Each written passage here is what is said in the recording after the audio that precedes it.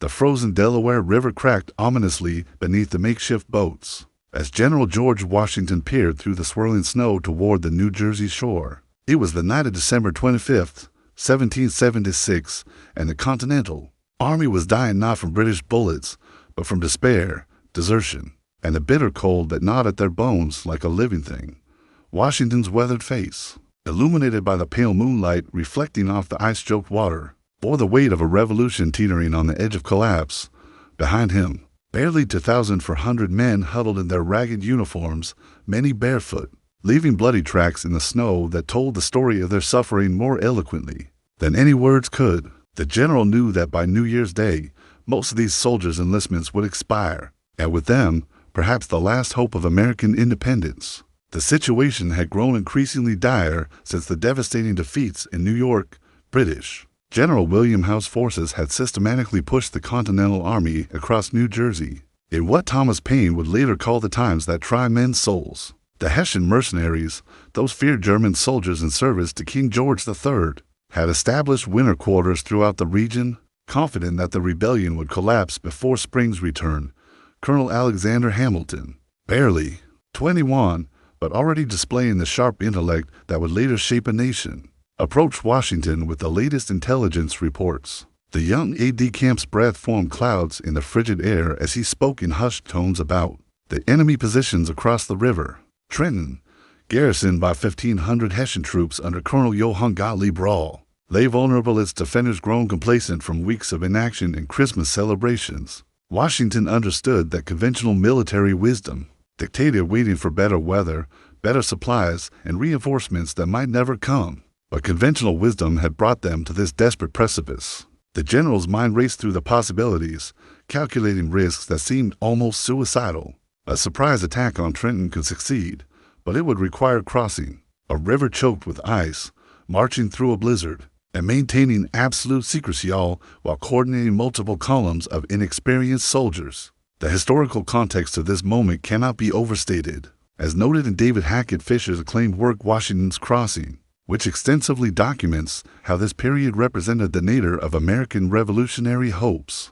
The political situation in Philadelphia had grown so precarious that the Continental Congress had fled the city, granting Washington extraordinary powers to conduct the war as he saw fit.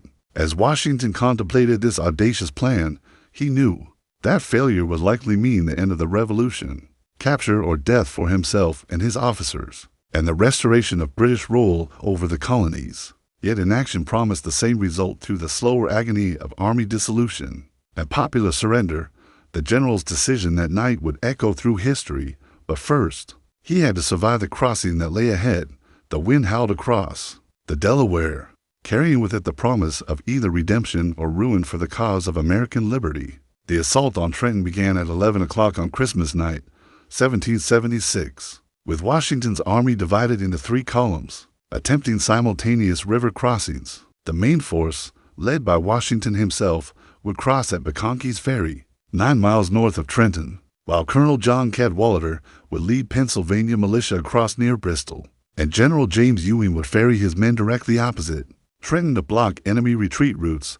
Nature seemed determined to thwart their plans. The Delaware River, partially frozen but not solid enough to walk upon, presented a treacherous obstacle course of floating ice chunks, some as large as buildings, that could crush a boat or trap it between shifting flows. The northeaster that had begun as a gentle snowfall transformed into a howling blizzard, with winds that drove ice pellets horizontally into the faces of the struggling soldiers. Captain William Washington, the general's cousin, supervised the loading of the artillery pieces onto the Durham boats, long, shallow draft vessels originally designed for hauling iron ore, but now pressed into service. For this desperate mission, each cannon represented precious firepower that could mean the difference between victory and massacre, but their weight made the already dangerous crossing even more perilous. Colonel John Glover's Massachusetts mariners, veterans of Marblehead's fishing fleets, proved invaluable as they navigated the treacherous waters with skills honed by years battling the North Atlantic. These weathered sailors, many still wearing their distinctive blue jackets, worked through the night with grim determination, knowing that their seamanship might determine the fate of the revolution. As the hours passed, it became clear that the carefully coordinated plan was falling apart. Neither Cadwalader nor Ewing could complete their crossings due to the worsening weather and ice conditions. This meant Washington's force would face the Hessians alone, without the support of the other columns and without blocking their potential escape routes. A lesser commander might have called off the attack, but Washington pressed forward. Understanding that retreat now would mean a certain dissolution of his army, the crossing, originally planned to be completed by midnight, stretched on until nearly 4 in the morning of December 26th. Each boatload of soldiers faced the terrifying prospect of being swept downstream by the current or crushed by ice floes. Several men fell into the frigid water and had to be pulled back aboard, their wet clothes freezing solid in the bitter air. According to accounts preserved in the journals of the Continental Congress, the weather conditions that night were so severe that many officers later described it as divine intervention that any of the force survived the crossing. Lieutenant James Monroe, future President of the United States, was among those who made the perilous journey. Though few could have imagined the political heights this young Virginia officer would later achieve. By dawn, Washington's bedraggled force had assembled on the New Jersey shore, but they were now hours behind schedule. The element of surprise, crucial to their success, seemed lost. Many soldiers suffered from hypothermia, their weapons coated with ice, their ammunition potentially compromised by moisture. The 9-mile march to Trenton lay ahead through deepening snow, and the Hessian garrison would soon be stirring from their Christmas celebrations. Yet Washington's gamble had cleared its first obstacle. The Continental Army stood on enemy soil, wet, cold, and exhausted, but united in purpose and ready to fight for their survival and their cause.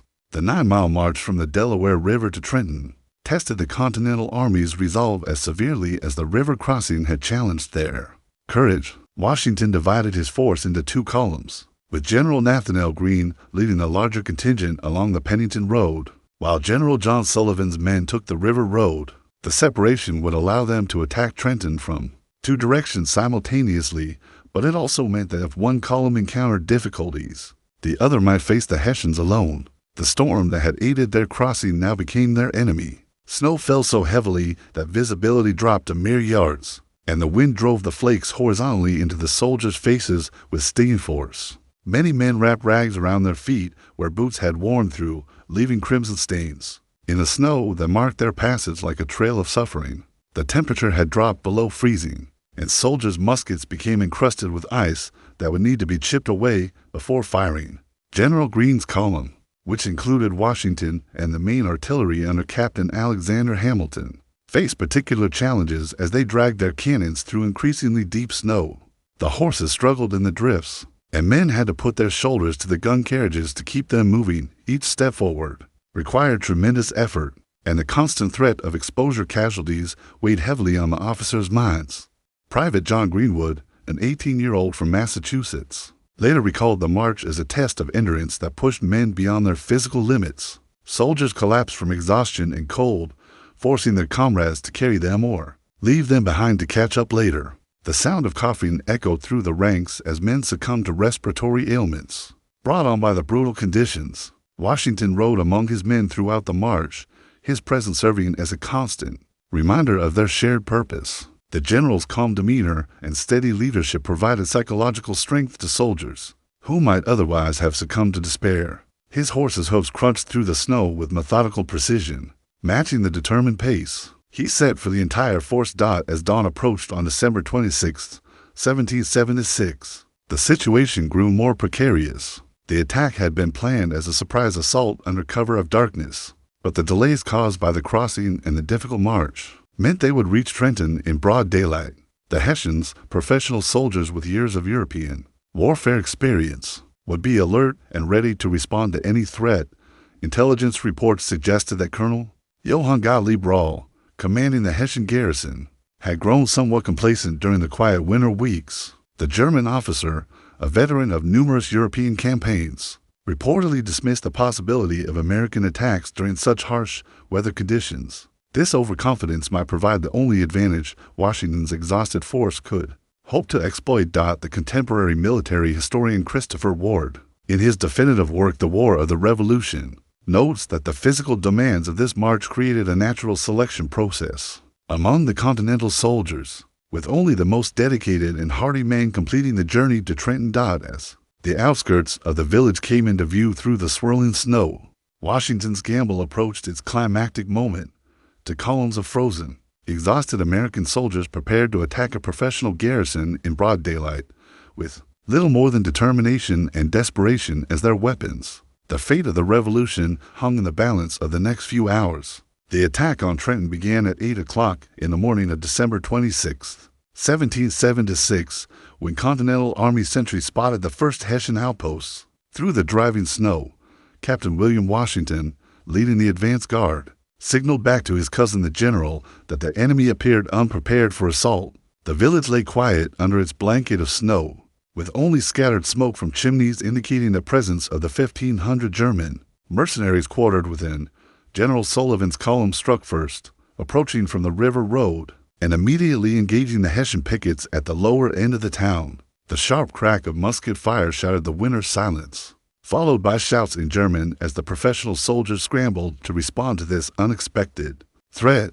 Colonel Johann Gottlieb Brawl, roused from his quarters, initially dismissed the commotion as another minor skirmish with local militia, a miscalculation that would prove fatal. Washington and Greene's column advanced down King Street and Queen Street, the main thoroughfares of Trenton, with Captain Alexander Hamilton's artillery pieces quickly positioned at the head of both streets. The young artillery officer, displaying tactical brilliance beyond his years, placed his cannons to command the entire length of the town's primary routes, creating deadly crossfires that would trap any enemy forces attempting to organize a defense.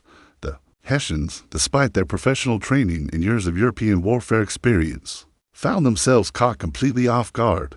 Many soldiers had spent Christmas evening celebrating, and their weapons were not immediately at hand. The surprise was so complete that Captain Andreas Wiederhold, commanding the Hessian outpost, initially thought the attacking force was merely a small raiding party, rather than Washington's entire army. Lieutenant James Monroe, fighting alongside Captain William Washington, was wounded in the shoulder by Hessian return fire but continued to advance. The young Virginian's courage under fire exemplified the determination that drove the Continental forces forward despite their physical exhaustion and numerical disadvantage against professional European soldiers.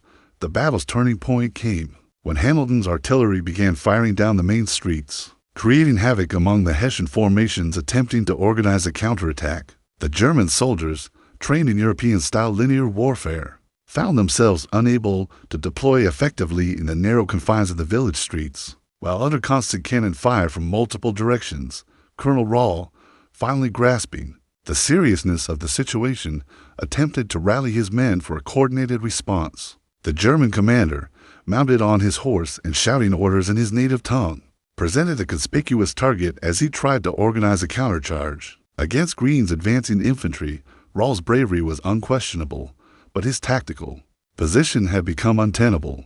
According to accounts preserved in the Pennsylvania Packet newspaper of January 1st, 1777, the Hessian resistance began to crumble as American forces pressed their advantage from multiple directions. Simultaneously, the German soldiers, despite their professional training, could not overcome the tactical disadvantage of being surprised in their winter quarters. The narrow streets of Trenton became a maze of confusion as Hessian soldiers attempted to reach their weapons and form defensive lines while under constant pressure from advancing Continental forces. Many Germans, realizing the hopelessness of their situation, began laying down their arms rather than face certain death in the crossfire that Hamilton's artillery had created throughout the village. Within 45 minutes of the first shots, organized Hessian resistance had collapsed, and American forces controlled the center of Trenton. The aftermath of the Battle of Trenton revealed the complete scope of Washington's stunning victory. By 9 o'clock in the morning of December 26, 1776, the Continental Army had captured nearly 900 Hessian prisoners, including 30 officers, while suffering fewer than 10 casualties of their own. Colonel Johann Gottlieb Rahl lay mortally wounded, struck down while attempting to rally his men for a final countercharge, and would die from his wounds later that day.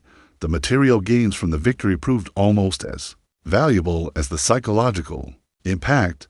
Washington's forces seized 40 horses, 6 artillery pieces, and a substantial quantity of small arms and ammunition that the ragged Continental Army desperately needed. The captured supplies included winter clothing, food, and military equipment that would help sustain the army through the continuing campaign. More importantly, the victory at Trenton shattered the myth of Hessian invincibility that had paralyzed American resistance throughout New Jersey. These German mercenaries, feared throughout Europe for their military prowess and discipline, had been defeated by citizen soldiers who many had dismissed as untrained rabble. The psychological transformation within the Continental Army was immediate and profound. Private Joseph White of Massachusetts later wrote in his journal that the sight of Hessian prisoners marching under American guard through the streets of Trenton restored his faith in the possibility of ultimate victory. Soldiers who had contemplated desertion just days earlier now spoke eagerly of extending their enlistments and continuing the fight for independence. Washington, however, understood that this single victory, while significant, could not by itself turn the tide of the war. The British forces under General William Howe remained largely intact, and Lord Cornwallis was already marching from New York with reinforcements to retake Trenton and crush the Continental Army. The general faced a critical decision: retreat back across the Delaware River to safety in Pennsylvania, or remain in New Jersey and risk everything on continued offensive operations. The intelligence reaching Washington suggested that Cornwallis was advancing with approximately 8,000 troops, a force nearly 4 times larger than the Continental Army. Conventional military wisdom dictated immediate withdrawal, but Washington had learned that conventional approaches would never defeat the British Empire. He decided to remain in Trenton and prepare for the next phase of his winter campaign. The victory also had immediate political ramifications that extended far beyond the battlefield. News of the triumph reached Philadelphia just as the Continental Congress was preparing to potentially sue for peace with Britain. The dramatic reversal of American fortunes breathed new life into the independence movement and strengthened the resolve of wavering political leaders. As documented in Frank Moore's Diary of the American Revolution, published in 1860, contemporary accounts from both American and British sources acknowledged that the Battle of Trenton marked a fundamental shift in the character of the conflict. What had been seen as a rebellion likely to collapse during the winter months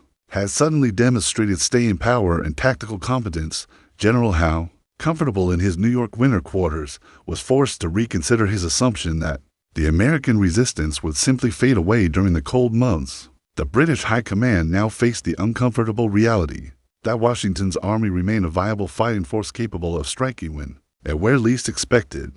The transformation was complete. The Continental Army had evolved from a retreating, demoralized force into an instrument of offensive warfare. Following the triumph at Trenton, Washington faced his most challenging strategic decision of the war. General Lord Cornwallis was advancing from New York with 8,000 British and Hessian troops, while General James Grant approached from New Brunswick with additional forces. The Continental Army, numbering fewer than 5,000 men even after recent reinforcements, seemed trapped between superior enemy forces with the Delaware River at their back.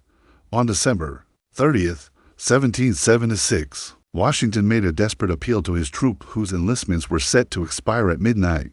On New Year's Eve, standing before the assembled regiments in Trenton, the general offered a $10 bounty to any soldier who would extend his service for 6 more weeks. The response was initially disappointing, with many men remaining silent despite their commander's passionate plea for continued service. Then Washington did something unprecedented in military history. He stepped forward alone, placing himself physically between his soldiers and their desire to return home, and made a personal appeal that transcended military hierarchy. The general spoke not as a commanding officer issuing orders, but as a fellow American asking for their sacrifice in the cause of liberty. Slowly, individual soldiers began stepping forward, then entire companies, until nearly the entire army had committed to staying. This moment of moral leadership transformed not just the immediate military situation, but the entire character of the American Revolution. The Continental Army evolved from a collection of state militias serving short enlistments into a professional fighting force united by shared commitment to independence, rather than regional loyalties or contractual obligations. Meanwhile, Cornwallis pushed his forces hard through the winter landscape, determined to crush Washington's army and end the rebellion before it could gain further momentum. The British general, one of the most capable commanders in the Royal Army, understood that allowing Washington to escape again would only encourage further American resistance throughout the colonies. On January 1st, 1777, advanced British forces clashed with American outposts south of Trenton. These preliminary skirmishes, while small in scale, demonstrated that Cornwallis intended to attack immediately, rather than wait for better weather or additional reinforcements. Washington's scouts reported British campfires stretching for miles along the Princeton road, indicating the size of the approaching enemy force. The American position in Trenton became increasingly precarious as Cornwallis's main force approached. The town sat in a natural bowl surrounded by higher ground, making defensive positions difficult to establish. The Delaware River, while providing an escape route, also represented a potential trap if the British could position artillery to command the crossing points. Washington convened a council of war with his senior officers, including Generals Greene, Sullivan, and Knox, to discuss their limited options. Retreat across the Delaware would preserve the army, but surrender all the psychological gains achieved at Trenton. Standing and fighting against overwhelming odds would likely result in the destruction of the Continental Army and the end of organized resistance to British rule. Historical accounts preserved in the George Washington papers at the Library of Congress reveal that it was during this council of war that Washington conceived perhaps his most audacious strategic gambit of the entire revolution. Rather than retreat or await attack, he would leave campfires burning in Trenton to deceive Cornwallis, then march his entire army around the British flank during the night to attack Princeton, where a smaller enemy garrison was stationed. The plan was breathtakingly risky, requiring perfect timing, absolute silence, and favorable weather conditions. Failure would mean the annihilation of the Continental Army, but success could deliver another psychological blow to British prestige, while capturing vital supplies and potentially opening the road to New Brunswick, where major British supply depots were located.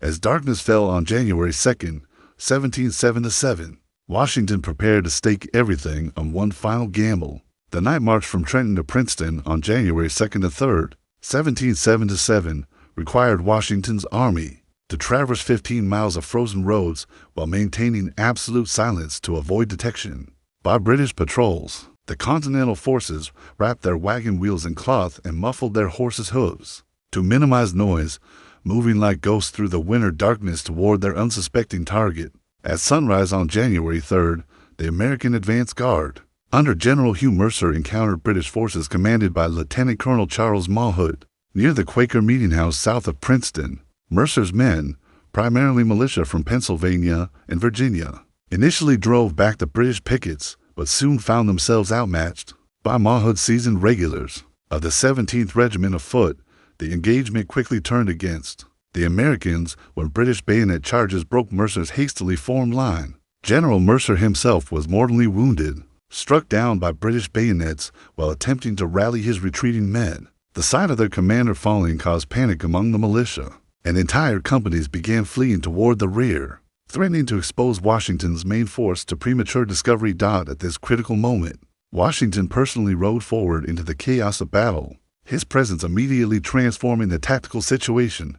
The general, mounted on his white horse and seemingly oblivious to the musket balls whistling around him, reformed the broken American line through sheer force of personality and tactical skill. Captain Alexander Hamilton later wrote that he had never witnessed such display of personal courage. Under fire, Washington's intervention allowed Captain Thomas Rodney's Delaware Company and other Continental units to advance against Mawhood's increasingly isolated position.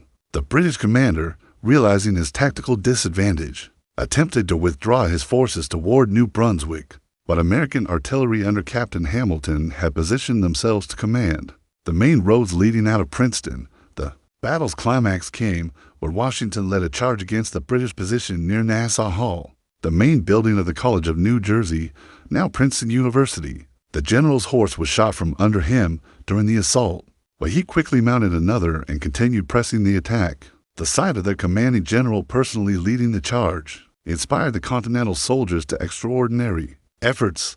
Lieutenant Colonel Mawhood's withdrawal became a rout as American forces converged on Princeton from multiple directions. The British abandoned their supplies, including a substantial quantity of winter clothing and provisions that Washington's army desperately needed.